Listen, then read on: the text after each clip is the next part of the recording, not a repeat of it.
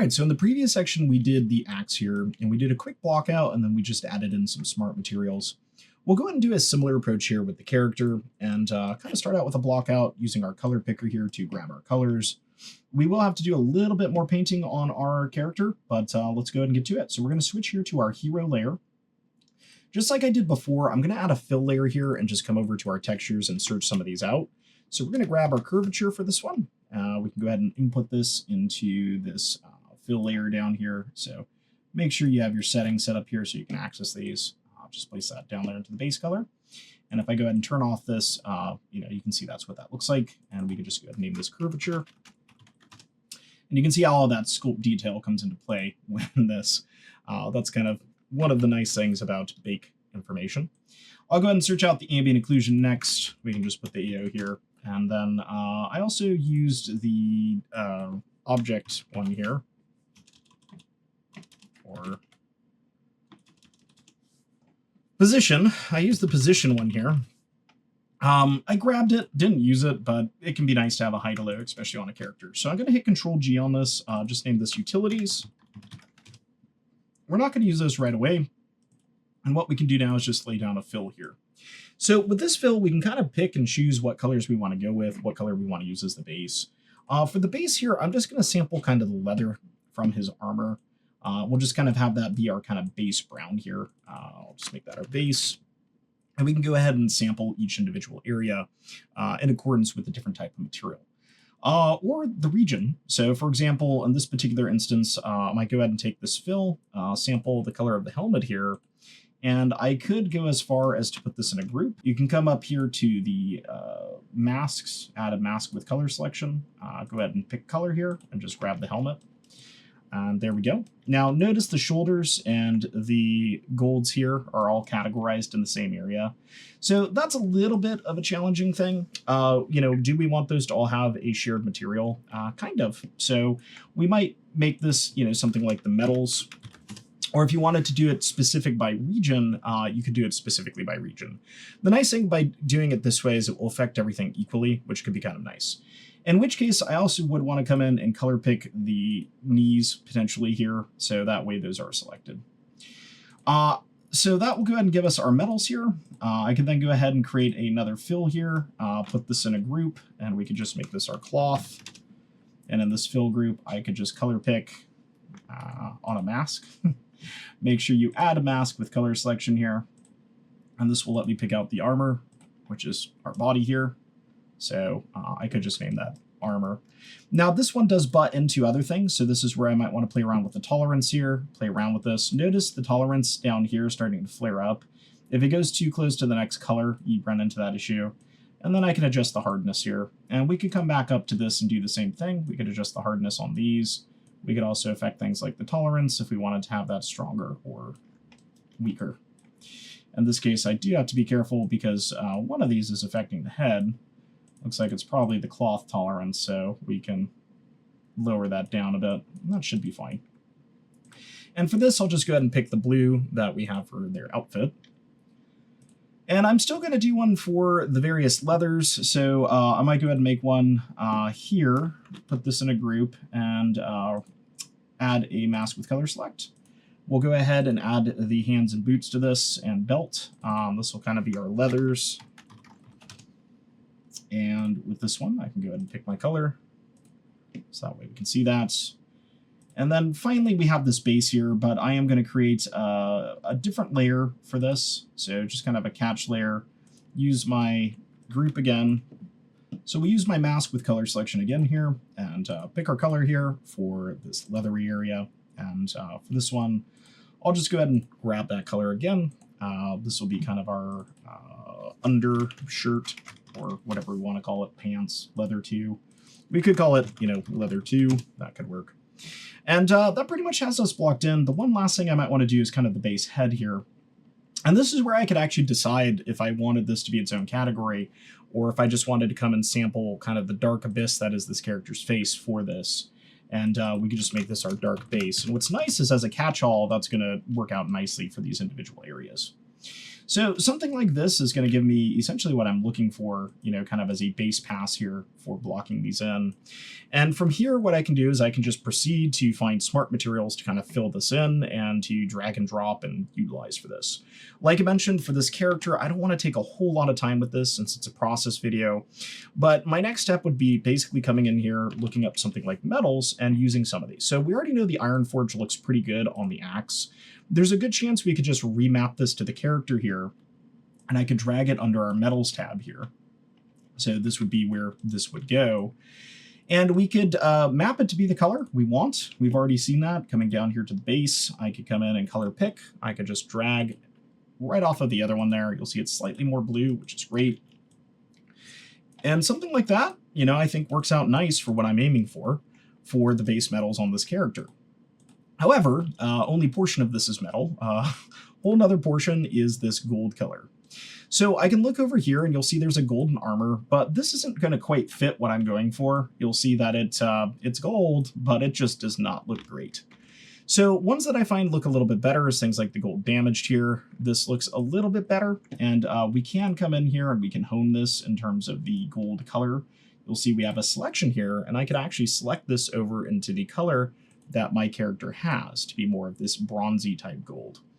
So I really don't think we have to reinvent the wheel too much here. The other thing you could experiment with instead of this gold armor here is the bronze armor, which might also give a nice result. Basically any of the colored armors. This one has a little bit of more of a worn patina to it. I don't really like how it's handling edges, so I think I'll play around with the gold damaged here, utilize that kind of as my base, and on that, let me undo. I'm not sure where I dragged that to. Make sure you're paying attention where you're dragging this to. I have it currently on utilities here. There we go. It added it to the top. So I think with this, we can use this kind of as a good base work point and come down here and fill this in. We could also do a completely different direction too, which I should probably mention. There's no reason we couldn't come on here with the Iron Forged, and under the Iron Forge in the base color here, just sample our metal. That is probably going to be one of the better choices. You can see the edges are still the metallic color, so we need to come into the edges here and do something similar, basically sampling the same color, or maybe the light area of those. And once again, I'm just color picking off of this, so I could sample maybe that edge there for these edges. So since we have the ability to alter the color of these, there's no reason why that wouldn't be a good choice. And I actually think this is probably the best choice here for what we're going for, so it matches cohesively. And we could just name this our gilded edges or something like that. And as you might have guessed, what we're going to do with this is we're going to control it with a mask. So we do need to tell this where to go and where to affect. The nice thing is we can do this all by right-clicking and adding a black mask here, and then painting this into the specific areas we want this to go. Now I am going to bring it under my metals folder here, so that way it is in the correct location, and I'm going to have it above my Iron Forged. And then in this layer, we can right-click and we can add paint, and we can come in and we can start painting this. Now, with how we set up our topology, we should be able to come in here with this polygon selection tool here, switch this over here into polygon face mode here. So polygon fill should be fine. And we should be able to, for the most part, select this using this. Now, we very likely are going to have to do hand painting here. So from the looks of it, we do. So in this instance, I might just swap to that, but this can be a very good start point. And for certain areas like this here, this may be all we need. But you'll see these areas kind of have some overlap. So there's a good chance we're going to have to paint those by hand. Now, when it comes to painting these by hand, it's going to be a little bit more challenging. So let's just get as much as we can here and just kind of touch it up with the hand paint. For example, the entirety of this area, I think here, is safe to do this way. The overlap region isn't big enough to matter. But since it's masking, we can always remove from those areas. The other thing is because we can't separate our character out here, there's a better chance that we're going to get a good base here using this. I do, however, don't want to give myself more work than is necessary, and I think hand painting some of these areas is going to save a lot of time. Some of these things, though, we kind of get a freebie with, so that's kind of nice.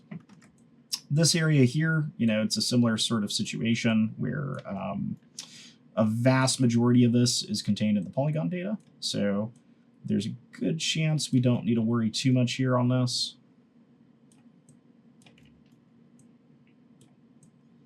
And this is one of the really nice things about Substance Painter is the ability to work in both UV and non-UV view.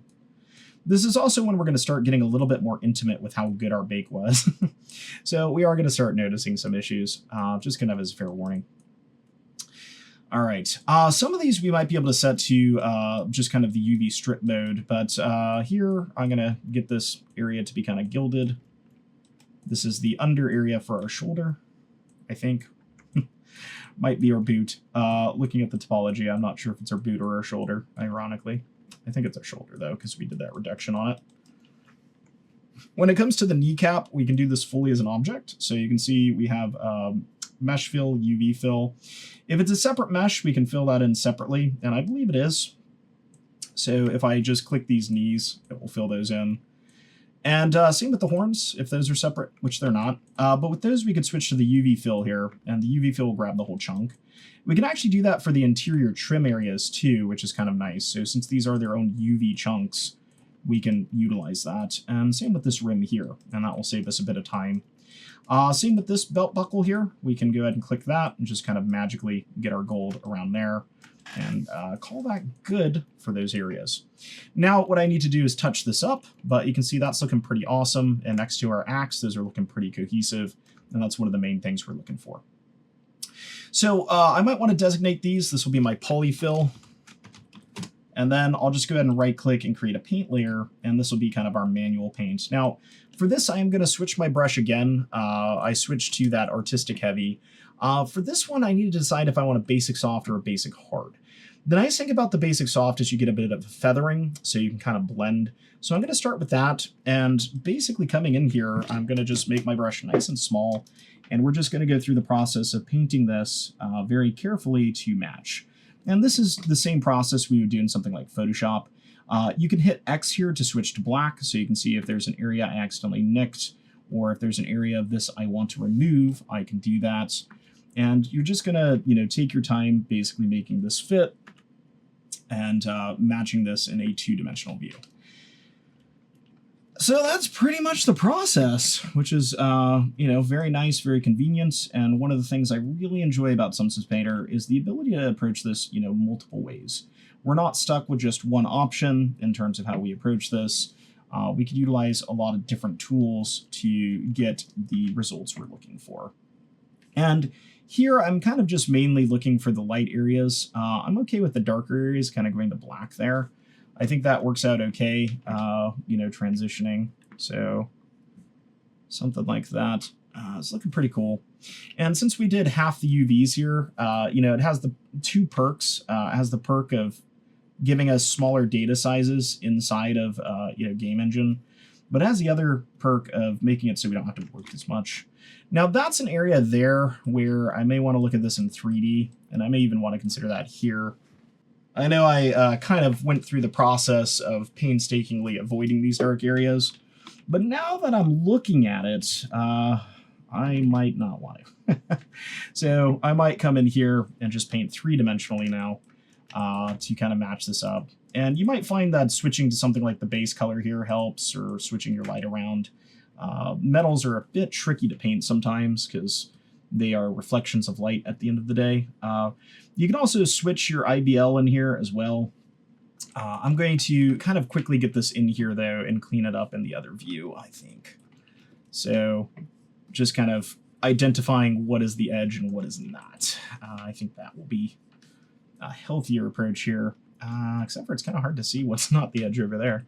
So we'll backtrack, but that's okay. So just take some time here, painting this out and getting this nice and clean. Now, this is one of those things we could have more properly prepared for. I could also see if maybe I just was not being greedy enough with polygons, and I think that might honestly be the situation. I might even just exit out of that layer, and now that I'm looking at this, you know, maybe I was just misinterpreting where we have these polygons running up to. So rather than going through and painstakingly painting this again, I'm just going to add it in here, because I think what really happened is my brain thought that this was where these were transitioning, and it's actually not. So this is actually going to save us a lot more time, since it does seem like that is the ledge. And I don't know why I wasn't interpreting that way. I should check that for any other areas that are pertinent. I think on the shoulders it's fine. I'm still going to do a cleanup layer here, though. Just this time around, it's not going to be as much work. Basically, we can just look for the areas that look off. You can also add a filter here. So this is kind of a neat trick. You can see how these are very rough and transitioning. A cool trick with this is to utilize something like a blur slope filter. Let me check one thing, though, real quick. This little edge here, for some reason, seems like it's misbehaving. Yeah. So I could right-click and add a filter instead of painting this all out, and we could use this blur slope. And what that will do is kind of add this broken up look, but you can play around with the intensity here, and you can also play around with the intensity divider. So for example, if I set this to 10, or I set this to 100, you can basically just get kind of a jaggedy line along here. And that could work instead of having to paint this out, where we get kind of a nice transition point here in terms of that area. And that could work. I still might want to add a paint layer, in which case I might add the paint layer below the blur slope. So that way I could just come in here with my brush, and as I paint, some of these areas that are going too far I can remove, but it won't just remove them, you know, from a soft brush perspective. It will do the blur slope on top, and it will make it so we get kind of a more jaggedy transition that feels more natural for, you know, something handcrafted. And who's to say how they would graft this metal onto here? I'd have to do some research to figure out exactly how that would be done. Is this, you know, just kind of gold leaf type effect where, you know, it's transferred on? Is this actually, you know, a different metal forged into here? These are all different things we could look at. Now, another way you could approach this too, we went and subdivided like crazy our high poly mesh, right? But in theory, if you had clean enough geometry set up, you could just assign a material to these as faces, and you could pick this up in your ID map. So it kind of depends on how you approached your character or your object. Sometimes when I have cleaner selections I can make, you know, if I'm doing just kind of a Maya high poly, I can use my ID map for this. But since I wanted to get this high frequency texture detail in ZBrush, I kind of sacrifice that. So it's one of the sacrifices, you know, we choose to make. So just kind of be mindful of that.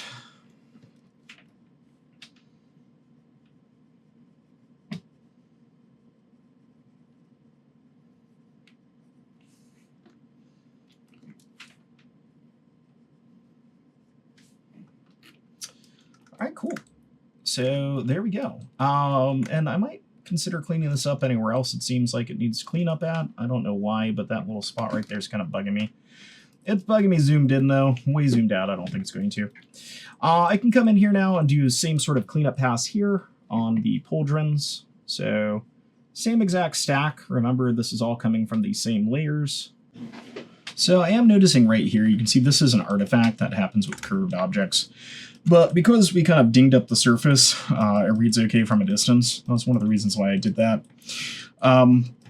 Anyways, like I mentioned, as we go through this here, you are going to notice some areas that are going to pop out and grab your attention as maybe needing to be fixed. But in time, that's all doable. So I'll go ahead and speed through this here. I'm just going to kind of clean up these masks, and we'll go ahead and do a time warp, so you don't have to watch me painstakingly clean up all of these. All right, so something like that gives me a pretty clean result there. What we could do now is we can introduce this to the other area that we do need this, which is going to be the glove. So right along here, we did decide to make that a metal gold color. Now, in order to do that, we actually need to introduce this to the metal's mass, because remember, this is only affecting the metal areas. So on the metal's mass here, I'll just add a paint layer. And with this one, in theory, we should be able to just come into the polygon select here and use that around that glove area.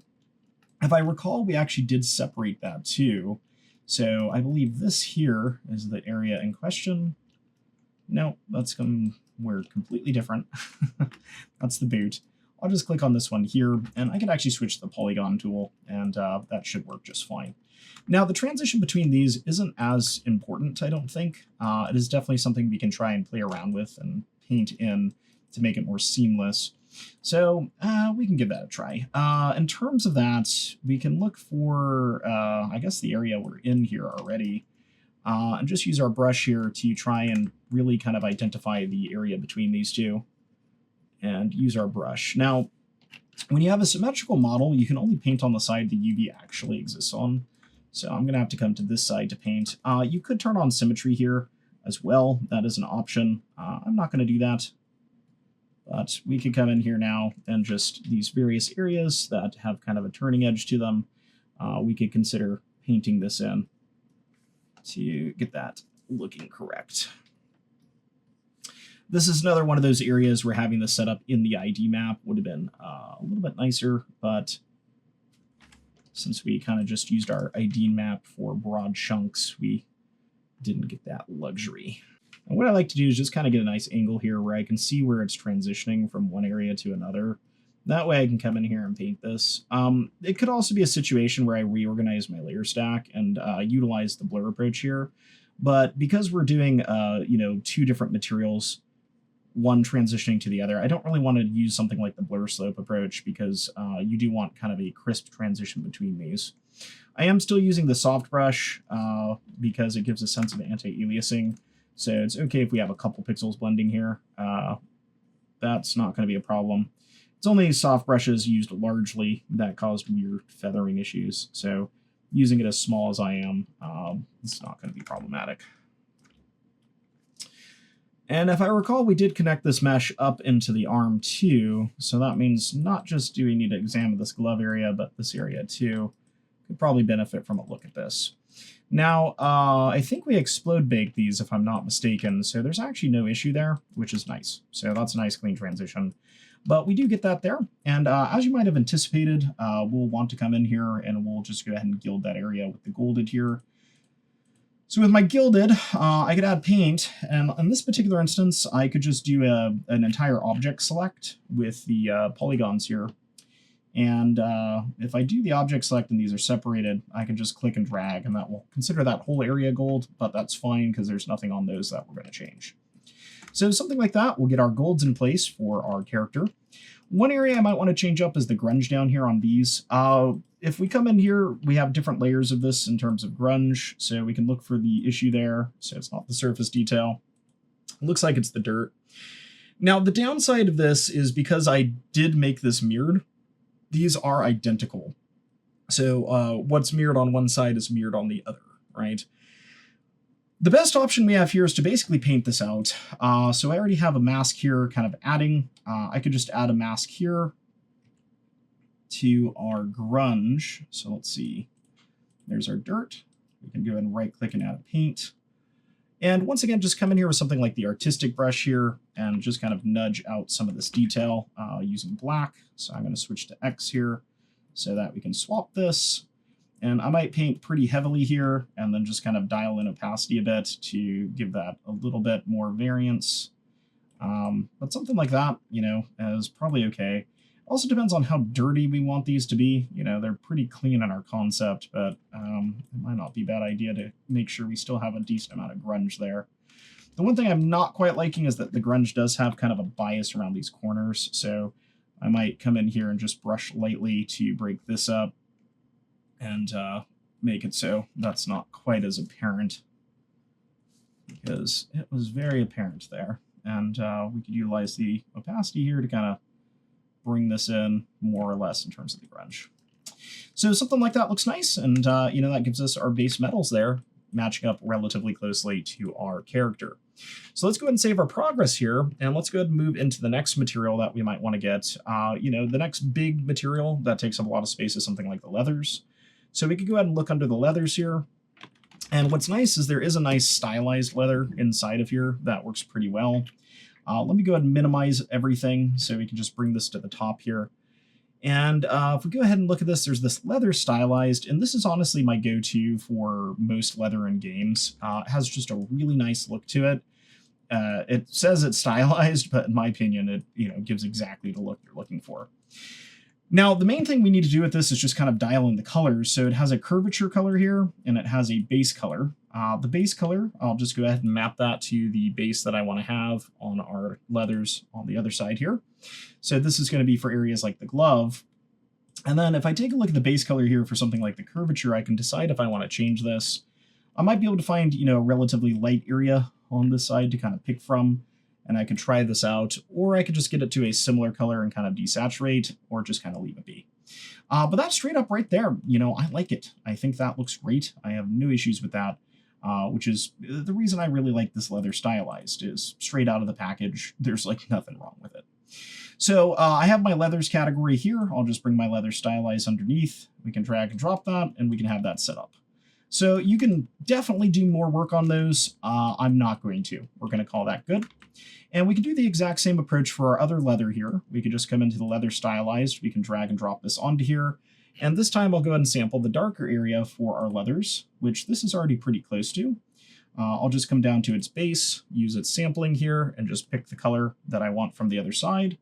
And then when it comes to the curvature, I can take a similar approach here where I just find the lighter color and just color pick that off of my other color picker. And if we take a look at this now, that's what it looks like as a base, and I can find the appropriate location to place this. So we have our leathers here, and this is going to be in our leather 2. We can just drag this underneath here, and now that style is going to match nicely, and everything's coming together. Now, one other area where we also have this leather effect going is these areas here. So we have to decide how we want to approach that. Looking at our concepts here, it looks like this leather matches that leather a little bit more. So under my first leather here, what I might come and do is just kind of add in a paint here and do a similar approach to what we've done. Just come in here and switch this to UV, and we can just click this here, to add to this. And you'll see cloth is above that, so I'll need to bring cloth below. But in this paint here, in theory, we should be able to just drag that. Now, I keep saying in theory, did I attach those to the body? Did I not trim those off? So first off, where is the body? You would think the body would be one of the largest ones here. That's the inside of the helmets, which brings up another point. I don't know if we did gilding on the inside of the helmet.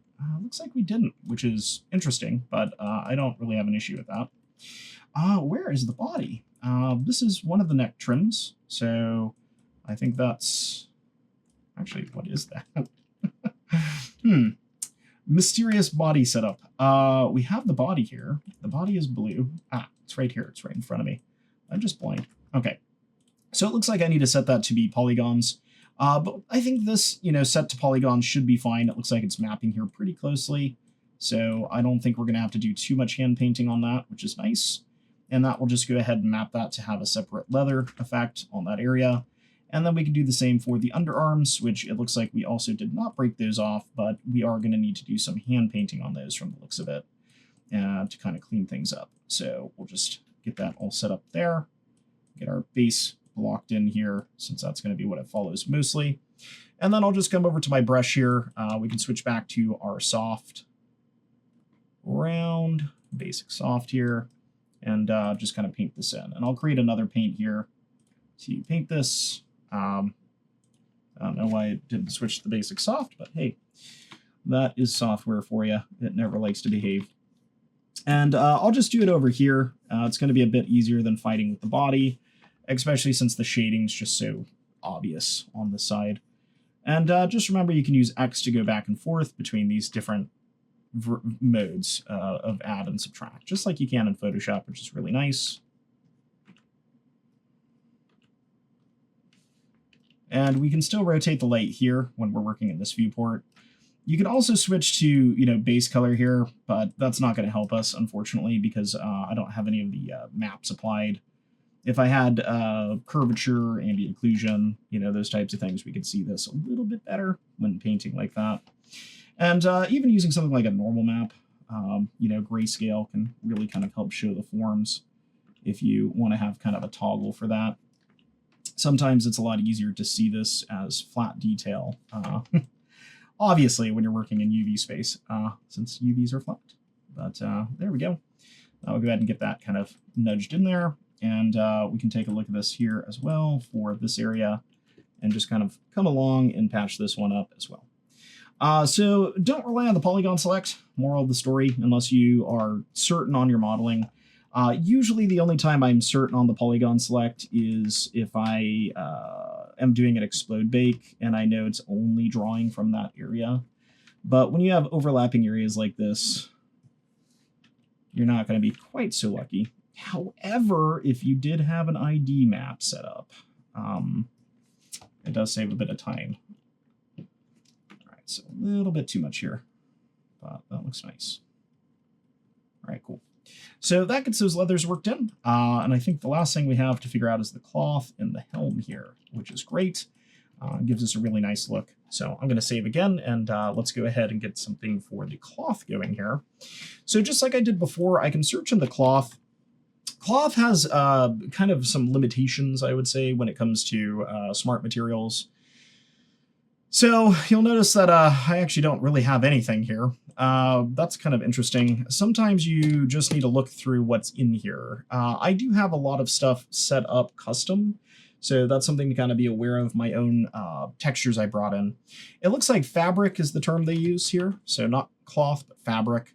And if you go ahead and take a look at this, we might be able to find some that we can modify. So I'm going to bring this to the top of the stack and just kind of drag and drop some of these to see what they give us. And what we're looking for is the additional, fabric property, whether or not it's kind of matching our style. This is where we're going to get kind of that tertiary detail if we want it. And the other thing is going to be normal map information. We've already kind of sculpted our stuff, so, how much do we need there? So something like this is actually pretty nice. You can see it's kind of picking up nicely on our curvature, and it's not really detracting too much. I think something like this might be good enough to work. This is the fabric baseball cap, so that's actually pretty nice. I'm going to undo just so we can sample some different ones. You can look at more abstract ones like the burlap here. It's not really practical, but it never hurts to kind of look. That gives us a more crude look. I don't think that one's very great. Canvas crease, this is an interesting one if you didn't have sculpt detail. It adds some in. This is too noisy for us, so that's something to kind of be aware of. There's this fabric composite, which probably is the wrong type. But I do like how it has that dusty look to it, so that's kind of cool. We have various things like linen here. Definitely not. So I think so far, the baseball cap's probably going to win. I think the denim here, if I remember, usually looks pretty good too.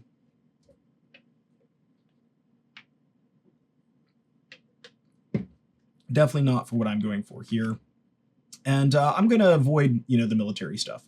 So I think the hat's going to win here. There's also other ones under the fabric tab here that don't use smart materials you can use as a base. So just kind of be aware of that. I don't think any of these are going to give me what I want either. But hey, you never know. So we're checking. So let's go ahead and grab the baseball cap here. And what I'll do is start to bring it under what I need to bring it under. So in this case, my cloth here, and modify its colors. So in terms of the coloration here for the baseball cap, we're going to come to the fabric base here, and you'll notice it has a color picker as per usual.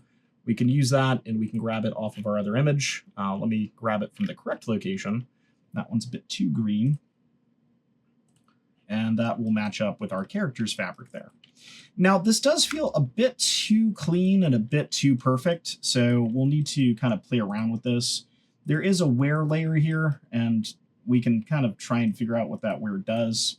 So it's kind of a lightness to it. So playing around with this, if I pick kind of the darker color over here, might be a good call. And then in the wear here, we could go ahead and pick the lighter color. So that way we get that nice effect in terms of color. If I look at the base color, we can see that there. That didn't really do the trick. Interesting. Let me undo. So, that's why. You'll see this is an opacity set to 1 on the base color, so we might as well stick to white there. In which case, I'll kind of look for more of the average color over here. All right, so that's where some of our utility maps are probably going to come in handy, is to kind of get that looking a little bit more interesting. The other thing about this that might be nice too is to play around with some grunge. Now, we can do this a number of ways, which is kind of interesting. So, for example, we've been using the metal one here, our iron forged. And if I go ahead and grab that, it has sort of this staininess to it, right? So if I go ahead and turn off the base metals and I turn off things like the edges, you can see the stains that has. That might be something interesting to bring onto here. So what I'll do is I'll delete these out, the base colors. I'll just go ahead and call this our grunge here. And I'll go ahead and bring this down into our cloth section. And that will apply those there. And now we can come in and we can look at what these are doing. So the sharpen's obviously sharpening it to make this have more rigid edges. I'll keep that there in case I want it. And I'm just going to turn these off and on as we see fit. So I'll start here with the stains. I really have no issue with the stains. I think that gives a nice color breakup. It gives us a good result here. I might even consider playing around with their intensity to make them stronger in this instance, since we're not dealing with a metal. To kind of give an idea that this character's, seen some stuff and his clothing's not perfect.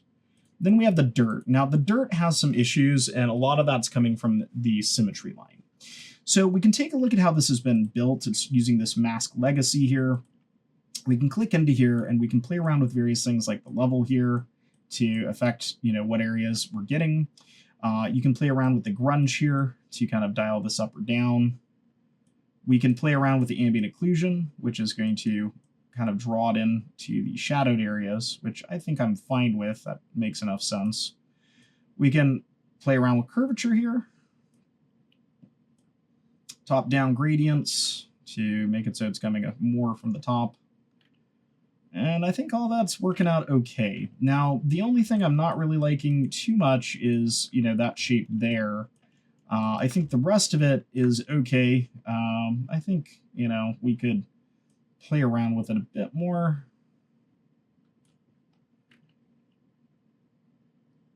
And just kind of dial it in as we see fit here. Now, the nice thing, as we've already seen, is we can manually come in with our brush here. So I could go ahead and add a paint layer here on top. Switch over here to my brush tool and use something like the artistic brush here to kind of dampen out some of these areas here. So make these a little bit less obvious symmetrically, and then come to the backside and do a similar treatment. And maybe clean up the symmetry line so we get something a bit like that. And then we could always dial this in. We can use different blending modes amounts. And I'll look at this with the base color in particular to kind of decide, what extent we want to have this in here. Now, the other thing to be aware of is the channels this is affecting. And you'll see it actually is affecting the base. It's affecting the metallic. It's affecting all that stuff. So I might want to actually just turn some of those off, and that might fix the issue. So, for example, I may not necessarily want this to affect the roughness or the metalness. And you'll see all of a sudden with the metalness gone, it's like, oh, yeah, we can't even see that now. So we could definitely crank this up. And we might consider that with the stains too. Maybe the stains are mainly affecting the metalness here, and all of a sudden we need to come in here and we need to adjust the value here to be a lot higher. So kind of interesting, how that can affect that there. Generally, I would have this affect the roughness, but stains on cloth don't really affect roughness like they do on other things. So that's the reason why I'm not worried about, those there so much. But something like that, looks kind of interesting, gives me some variation. Then we have these surface details. I don't think those are things we want to keep. I think that's something for metal itself. So it does give us a base color, though, that breaks it up. And what we could do here is switch this to like a leathery color, like dirt. And that might give us a more grungy type look. Now, I'm actually picking off of my colors palette over there to kind of keep this within the range of things. But this could give us, you know, a bit of a breakup from the blues here and might actually be worth keeping. As with before, the various things like roughness and height here we might want to change. The height one's kind of interesting. That adds some height breakup. So if we play around with that, this is currently pushing in. We could even consider pushing out. I don't know if that really affects things in a negative or positive way. It just kind of adds some additional breakup. So I'm actually okay with that. And you can see how that little hint of brown there kind of helps break up the blue and make it look a little bit less monotonous. And then the final thing here is the sharpen, which is kind of going on top of this. So something like that, you know, I think is starting to look a bit more consistent and give us a nice read on our character in terms of the cloth there. What I would also consider doing here now is playing around with utility maps on top of all of these. So I don't know if we necessarily want to incorporate them here, but we could. The other thing I'm going to do in the fabric here is I'm going to move the grunge under the wear. So if we come into the base color here, because this wear is lighter, this allows us to kind of create an interesting effect over the grunge to where that, you know, affects that area underneath a little bit and gives us some breakup to the grunge. I don't know if I like that fully. I might actually reverse that and keep the grunge on top. We'll go ahead and just let the curvature map take care of that breakup. So we'll come back to that. But I think that's looking pretty cool. You know, it's pretty consistent with what we're going for. So I like it. Let's go ahead and save. And before I go ahead and play around with the utility maps, let's just go ahead and get the head in here real quick. The head's going to be one of the easiest portions because we're actually going to do it manually. There is nothing for the head. We can do it on the base down here, the dark base. And it really depends on if we want it to go to black or not. It just depends. Right now I have it going to kind of a purplish color. We could always play around with a different gradient. But the main thing we want to do is take the roughness here and just cram that down to 0. So that way we, cram that to 1. So that way we don't get any roughness reflections. And then for metalness, we want to make sure that is also non-metallic. So we'll set that down. As far as height normal goes, we might add those as channels just so it's at a flat value. And then with the color here, like I mentioned, if we set this to black completely, then what we're going to end up with is basically a void where light can't reflect. And that's kind of what we're going for, honestly. You know, kind of doing complete black there might not be a problem. It will make it so light doesn't really catch on that area, and it should just be a dark void, you know, in terms of our texture.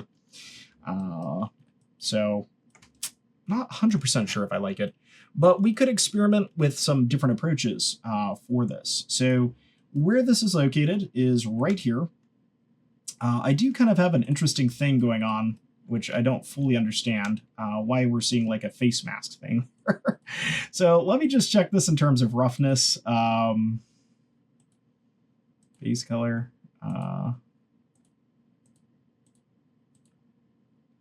Yeah, I don't know exactly why that's showing the way it is.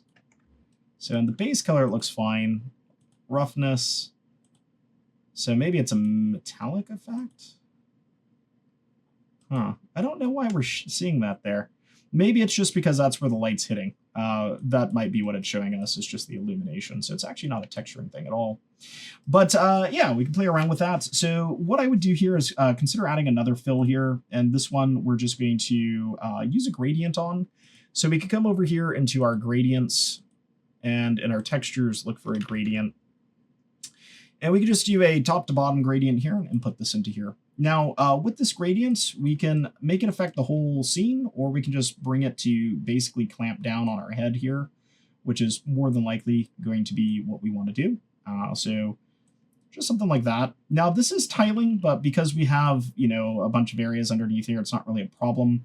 However, I may want to come in here and just switch this from repeat to none, so that way it doesn't. And then the catch-all for all these other things, there are some areas here.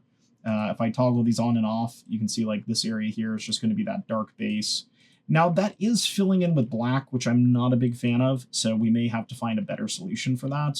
I think, you know, the leather solution we had earlier might be a good idea. So I could even consider, you know, removing this mask entirely here, so it affects everything. But we'll take a look at that later. All So anyways, with the gradient here, we can affect, the balance here, how it's kind of gradiating. I could also invert it, so it's going top to bottom. Usually something like that's what we actually want to do, which is kind of interesting. And some of these is kind of the opposite direction, the brownish color to light. So I'm not actually sure, but we could have something like that for this area. We could also invert it so it goes more towards darkness, and we have kind of a color down there that kind of ramps up depending on how high we want that to go. So we could play around with it. What I would do on top of this now is I'd go ahead and add a filter. And under these filters, you can find a gradient that you can put on top of here. So we're going to want to do a just plain gradient, I think. And this will allow us to map a light color and a dark color.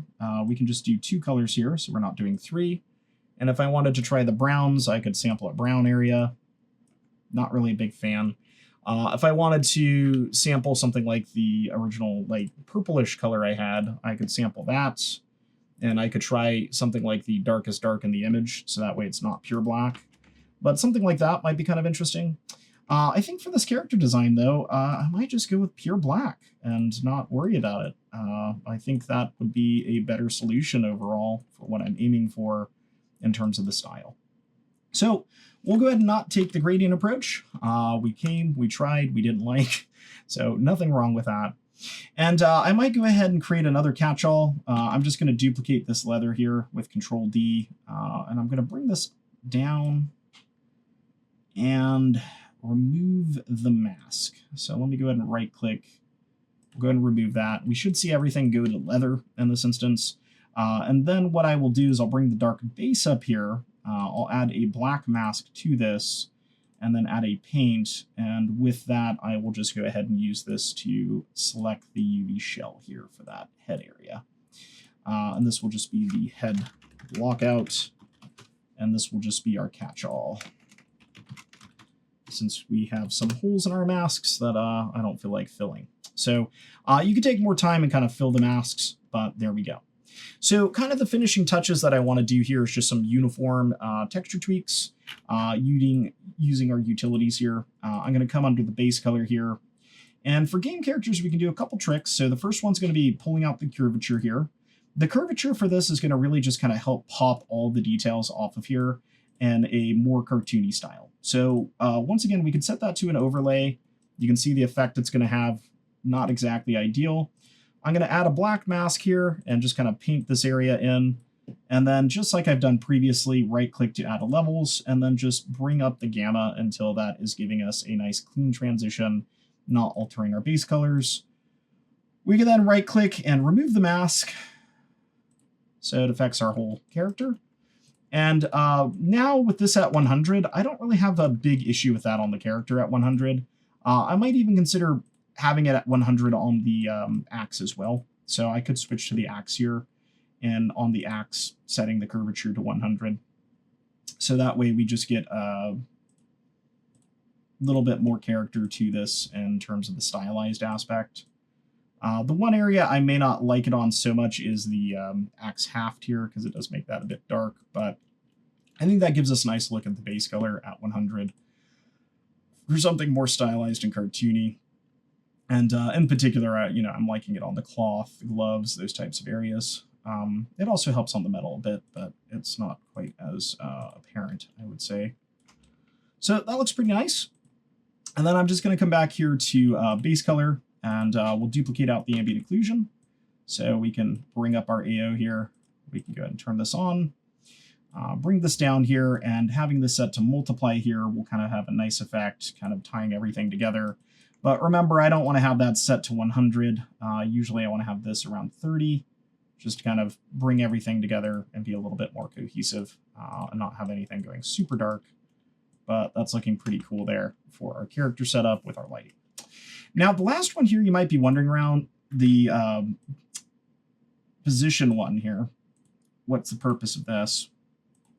A trick we often use, especially in older video games, is a setup where the ground area on a character is darker than the head area. And what this does is it kind of pushes the contrast upward.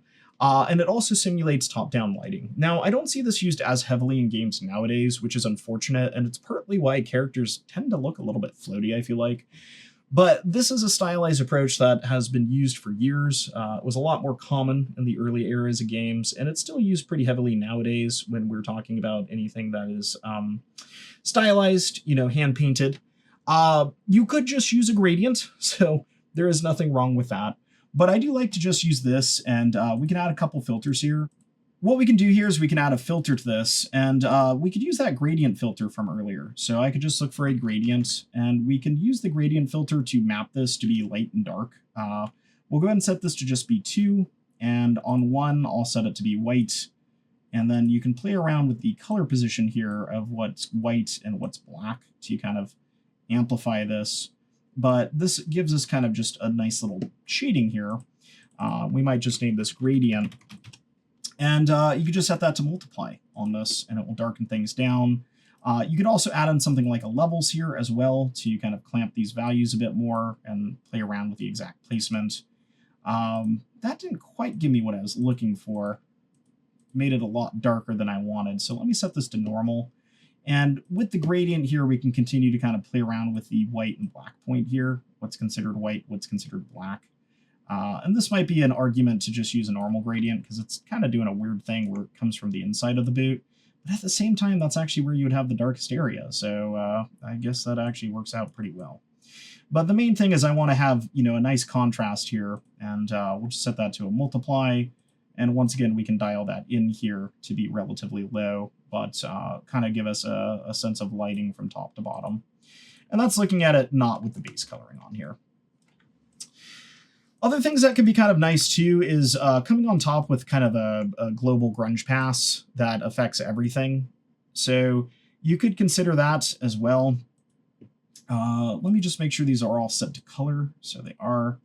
So in terms of the global grunge passes, utilizing various things like the smart materials is really great for this, or the smart masks. Smart masks are even better. We could go ahead and just add a material like this here. And in our smart mask, we could look for something like dirt and just kind of drag this on here. If we wanted to have kind of a generic sheet of dirt running across the character, we can see how that would affect it. In this case, I don't know why it didn't attach to my fill layer, but you can see how that would literally affect everything if we wanted to incorporate this in here.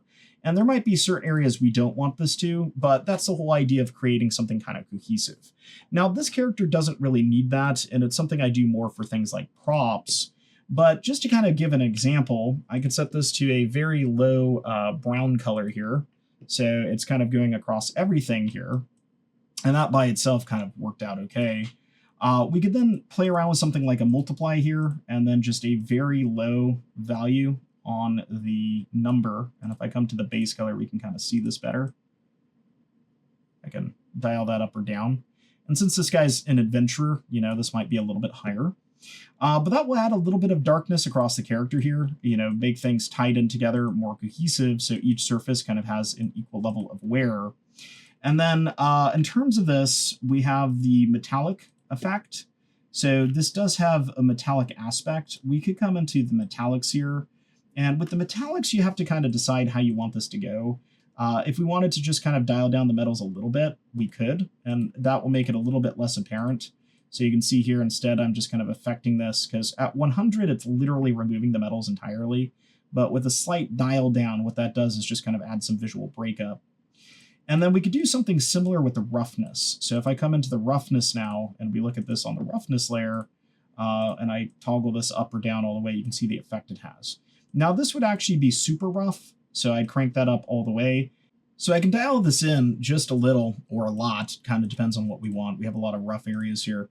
But what that will do is it'll add some roughness breakup now as well. That will give us a nice effect. So now, if we take a look at this, we have this generic grunge. You can see it's having a pretty big impact. I do want to come in and maybe look at something like the base color and just kind of continue to dial this in and decide how big of an impact I want this to have. I do like the impact it's having on the cloth, though. So I might just go ahead and call this my global grunge. And then we could do something similar here with something like an occlusion. If you go and type in occlusion, there's dust occlusion and there's just occlusion. And this will actually use your occlusion map. If we go ahead and drag that onto one of these layers, and it doesn't create its own, which once again it did, this could be an interesting way to kind of get a uniform occlusion effect across this. I think this one's, substantially too strong. And once again, with a character, it doesn't necessarily make sense because the parts are individual. But for something like a prop, I would tend to do this. I don't think I'm going to do it here, though, because I just don't feel like it makes a whole lot of sense. But it could. It could. And we could instead do something like the dust occlusion. And since this apparently seems to be creating layers these days, I'll just grab it over here and see. Yeah. Looks like it just creates layers. But we can come into the dirt mask here. We could play around with various things like the dirt level if we wanted to have more or less. Dirt contrast, we could add these in. I think for this character, I'm not going to do that, though. That's something you see more for props. But I do like the dirt just kind of going across this character since he is a warrior and, looks a tad bit grungy. So the other thing that can be kind of nice, too, is playing around with gradients for occlusion purposes. So, for example, depending on where we're going, like the interior of the helm, sometimes it's nice to kind of get a gradient going in there or a stronger sense of ambient occlusion. So, for example, if I were to duplicate my ambient occlusion up, what does that actually look like at 100% and not on a multiply for that helmet? And I'm a little bit confused why we're even seeing the base color through this. That's interesting.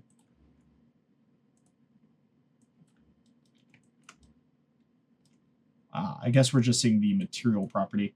Let me switch this to be metallic so we can see this. And you can see it's pretty much just dark areas. What's interesting, though, is it's not giving me what I would expect, as I would expect the area coming in contact with the head to be completely black. In this case, it's actually giving it a certain level of opaqueness. So I don't think there's too much we can do there in that regard, but we could play around with adding, a gradient into the head there to make sure that we have a really dark area. And we could even go as far as to remove some of the material properties so that it looks like the light's terminating in there entirely. So that's one of those things that can be really nice to do and go a long way in making a cool effect. So what I would do there is basically just crank up the roughness all the way in this instance. I might even remove the metalness just so I can see this. I'll come in here with something like black for now as a color. And I like to have the roughness and the metalness gone to basically remove the effect. That's what we're trying to go for here. I'll add a black mask to this. I'll add a fill to this. And then what we're going to do is we're going to look at our ramps here. And it can be challenging to find the right ramp for this. Gradient is another term for ramp, so it looks like I need to find gradient. But if I go and place this in here, we can use this as our mask, and we can target our helmet here in particular. I'll just kind of pull this in, and we can always narrow this in more as well. So let me take this off of repeat. So now that we have that in there, and I might even take a look just at the base color here. What we could do is we could use this gradient now. We can adjust the balance to basically create an effect here where as we get up into the helmet, that disappears. It removes itself entirely. So that way, when we're looking at this and we see something like the side here, what we end up seeing is a gradient from black to white. So you can kind of see how that looks there. Now, the downside to this helmet, though, is we might need to play around with something like a circular gradient to really get what we want out of this, which also might mean taking a completely different approach, which is okay, simply due to the shape of the helmet and how it's kind of coming in here. It's kind of challenging to get this effect. I might even go as far as to just kind of paint it and then utilize blurs. That might be a better approach. So, for example, I could come in here with paint, and I could come in with the brush here, switch over to a basic soft, and just kind of looking at that view, I can kind of paint where I feel this needs to go. And you'll see I kind of have a front area here, but that front area, it comes in contact with some other areas. So maybe I don't want to adjust that. I want this to all have the same effect. So this might be a little bit easier. And then to make it have the gradient effect, we can just come in here with a filter, do a blur filter, and we could create our own area gradient using an aggressive amount here of blur. So something like that, could work. And I could come in here and consider painting this, closer to the edge now that I see that the blur is going to kind of pull it backwards. But this could be a nice way to basically create a light trap, so to speak. So it kind of just fades into the head there. And if I come in this now to the material, you'll see that that helps. So we catch some of the metal, but we turn into the color of the head as it goes up. And that's what our goal is to do with that layer there. So I might just go ahead and name this something like the light trap. So that way I know what it is, and we can see that effect. And the other areas we might want to do this is like on the back side of the kneecap, if we can find where that's at. So I'm not sure where that's at. I think it's this little thing here. But same deal with this is we can come in here with the paint. I'll turn the blur off for now and basically do something like this. And then let me undo there. I want to be more in the center.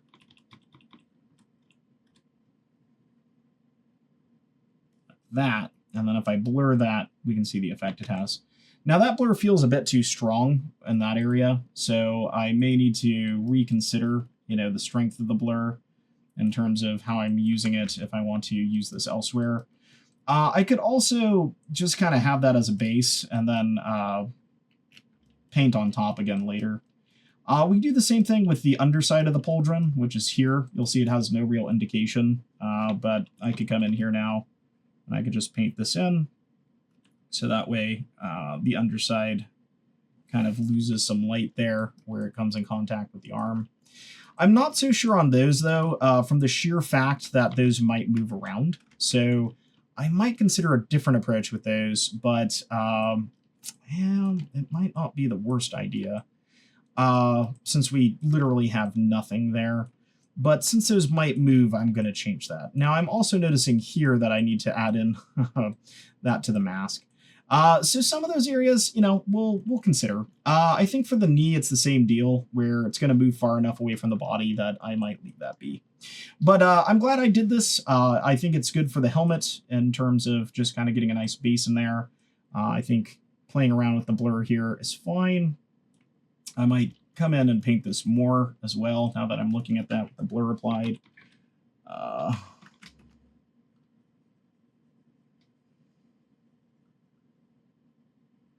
So mainly for the interior there. And you'll notice this area, the blur is kind of messing up. The blurs around the edges sometimes need another paint layer added on top and basically painted back in. So that way you don't get that effect. In theory, this character's helmet's not going to come off, so not a big deal. But let's go and backtrack. Let's look for that metal area. Here's our metals. If we come in here, here's our gilded. And this is one of the paint layers. This is one of the paint layers. All right, so under the polyfill, I'll just come in here and we can make sure this is filled in. That's the UV shell option. So just make sure that's good to go. And with that, I think I'm pretty happy with our character. I'm totally fine calling this good. Like I mentioned, we can take more time developing this, but I think it's kind of nice. The one thing that I will do is take the global grunge we made here and just kind of copy that, Control-C, come over here to our axe, and then paste this one into the axe, so that way we have consistent grunge across the character and its prop. So we should be able to paste that and just place that over the top. And now if we toggle that on and off, you can see the effect it's having, just kind of giving us a little bit more grunge on top of there. This one's quite a bit more intense appearing, so I may need to think about that. It does add quite a bit of breakup there, which is interesting. And I think the issue with this one's the metalness on it. So when it comes to the metalness on this one, metallic, yeah, that's not too bad. It's pretty high, though, for the non-metallic there. So I might want to see if dialing that back gives an okay look. And then same with the roughness. The roughness is at 50. That's pretty intense. I want the weapon to be a little bit more shiny, so we'll bring that down. But that will help with some color breakup, and it will give us a cool looking character. And now we can see our character coming to life here in a 3-dimensional way with our proper colors and all that good stuff in place. All right. So feel free to definitely take a lot more time texturing your character than I did here. Like I mentioned, this is a very quick pass, kind of a initial block out, but good enough to where if I needed to, I could get this into game. And that's usually where I like to take things. I would present something like this, for feedback, potentially, and then based on the feedback, come in and start dialing in and fine-tuning some of the areas. All right, so let's go ahead and save this, and then we'll take a look at exporting this, getting set up in Maya, and see what the finished product looks like. Be sure to like and subscribe so you can catch the next video in the series when it goes live.